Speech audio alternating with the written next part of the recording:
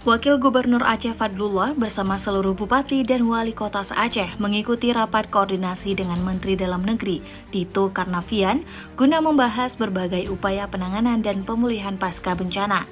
Rapat berlangsung di Gedung Serbaguna Kantor Gubernur Aceh, Sabtu 10 Januari 2026.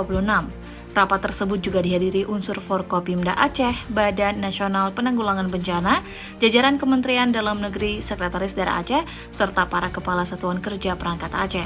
Dalam kesempatan itu, seluruh kepala daerah mendengarkan arahan Mendagri sekaligus berdialog dan menyampaikan berbagai kendala yang dihadapi di lapangan dalam penanganan bencana di tengah masyarakat.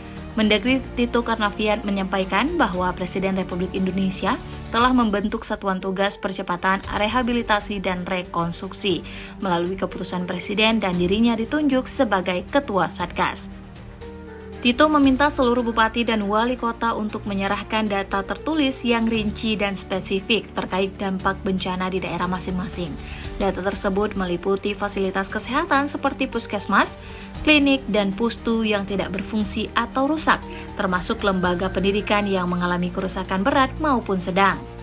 Seluruh data tersebut diminta untuk diserahkan kepada Direktorat Jenderal Bina Administrasi Kewilayahan Kemendagri. Data tersebut selanjutnya akan dibawa Mendagri ke rapat tingkat pusat pada Kamis mendatang bersama para menteri dan pimpinan lembaga terkait untuk pembagian tugas penanganan.